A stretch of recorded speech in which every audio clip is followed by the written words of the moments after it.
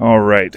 This is the first installment of this kind of walk and talk series that I'm putting forward on the YouTube channel. So as promised, here I am today taking a little hike in the woods. It's a nice day. It's muggy. I'm a little sweaty, but it's always a good excuse to get out here in nature, listen to the birds. There is also a really noisy highway next to me as well, so hopefully that's not too loud. If it is, I will find a different location for the next recording, I guess. But as I was thinking today about what it was I wanted to talk about, what I wanted to take this opportunity to sort of verbally process with you, what kept coming up for me was sort of this relationship that we have to technology, and the way that our popular imagination about technology actually diverges from the reality, I think, of how we interact with technology, how technology affects us, and it isn't just a tool that we use to affect change in the world. So, what's the normal, I guess, standard view of technology, or at least the one that I constantly hear, is that technology is a neutral tool and it can be used for good or evil, right? Technology isn't intrinsically evil. Technology isn't intrinsically good. It is just a neutral tool and it depends on how you use it. To some extent, that's correct, right? I don't think technology is just evil or just good. I'm using it right now to film a little talk and send it out to all of you. Obviously, I use technology. Technology has brought a lot of benefits to us, right? So I'm not discounting that at all. Technology has also done a lot of harm, right? We're able to develop more and more efficient ways of killing more and more people with weapons manufacturing and things like that. So, yes, technology can be used for good and evil. Technology can make the world better. It can make the world worse. I'm not disputing any of that. I think that's true. But I do think that's just a surface level analysis of how technology works. This idea of technology as being this neutral tool that can be used for good and evil, it kind of, what's inherent in that viewpoint is this idea that technology is something that is outside of me, that I am using, and that is subject completely to my will, right? So I can decide how I use technology. I can decide how I deploy it. I can decide to put it down. I can decide to pick it up, right? And in that viewpoint, we'll call it the standard view of technology, the popular view maybe. There's this idea that I am a human, my technology is technological, and there's a strong division between them. And I, a human, am able to use my technology for good or for evil. And humans are capable of good and evil. And technology is just something that we use to accomplish our aims, right? I think the relationship between human and technology, though, is a little more complicated than that. I think we need to think about technology not as a simple tool that we use that is neutral. I think we need to think about it as kind of a symbiotic entity, right? In a symbiotic relationship, two entities sort of evolve together to mutual benefit, right? And technology certainly gives us benefits, right? But it also changes us. It also kind of changes our nature to some degree. If you've ever done parallel parking before, right? I had a hard time with parallel parking when I took my driving test when I was 16. But you can kind of feel where the wheels of your car are, right? You can kind of feel where the edges of your vehicle are. In some sense, the vehicle becomes this kind of prosthesis, right? This extension of your body. And in many ways, it's affecting the way that you are existing. It's affecting the way that you are seeing the world, the way that you're relating to the world while you're using it, right? I think communication technology and social media is even more subtle and more radical at the same time, right?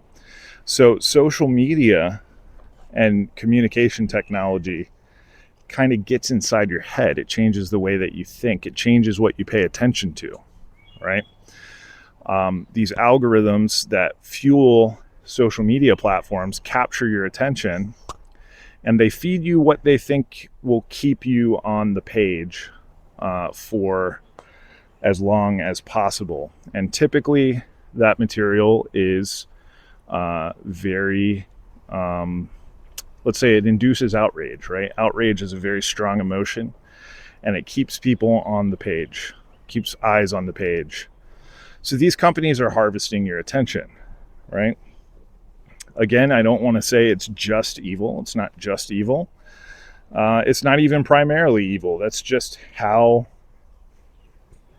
the technology has developed given our current incentive structures, right? But what I noticed, so I used to be on Twitter a lot. I had an account, I would say I got decently big for a small account maybe. And I spent so much time on Twitter arguing with people, talking with people, met a lot of good friends on Twitter, made a lot of enemies on Twitter. But what I found was that my mind started thinking in tweets, even when I wasn't on the phone, right? Twitter was actually shaping the way that my mind was thinking. And what I found even more was that I started thinking in terms of hot takes, right? If you've ever been on a social media platform, you know that hot takes often help you go viral. Whether people agree with you or disagree with you, they want to retweet you and argue or give an amen or whatever it is. So my mind started thinking in hot takes even when I wasn't on Twitter. And what I found is it really actually raised my anxiety levels, right? Now, this is just a personal story. I'm sure everybody's got different stories about how they related to social media or whatever. When Elon took over and it became X and all that, eventually I deactivated my account. It just wasn't fun anymore. So thank you, Elon, for curing me of Twitter, I guess. But the point here is that communication technology affects not only the way that we physically exist in the world, but the way that we mentally and spiritually exist in the world. It changes our thought patterns. It changes the way that we perceive things. It changes the way that we value things, right? And of course, this is not unique to social media. It just happens to be the most relevant sort of current example of how communication technology, I think, drastically shapes the way that we mentally and spiritually relate to the world. And so, and I would also add physically too. If you recall, I can't remember the event. There was an event, gosh, I wish I had looked it up before this, but essentially a lot of events nowadays have like Instagram influencer booths set up specifically so that they can take interesting selfies or something like that. So it even alters the physical landscape too, right? But my point here is that technology is not neutral in the sense that it actually actively changes how you exist in the world. And it's not always easy to identify whether that is good or bad, right? It was good that I could stay in contact with many friends via Twitter. It was good that I was able to establish a lot of academic relationships through Twitter.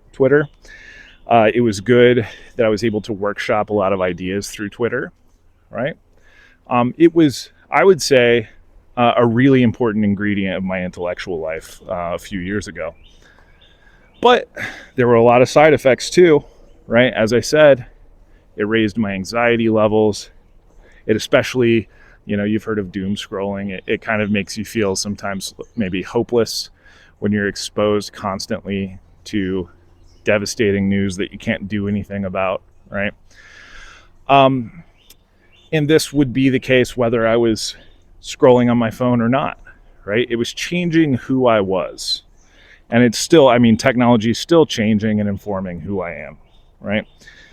And so we need to understand that technology is not just something that exists outside of us. It's not just something that we use. It is something that also, in a sense, kind of uses us, right? It's something that changes us as well. What do we do with that information? Well, I guess that would probably be a different video.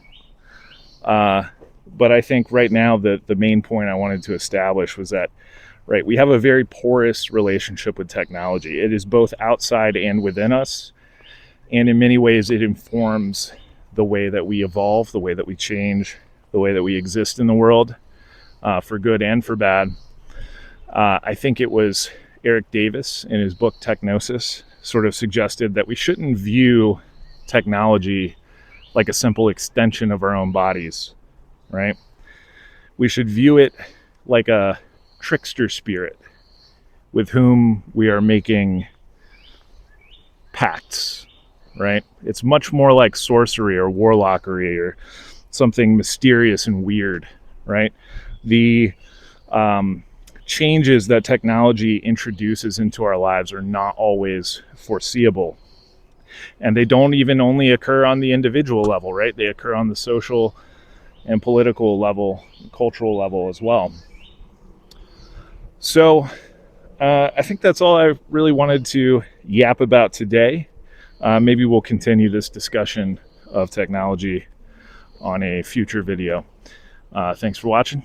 Take care.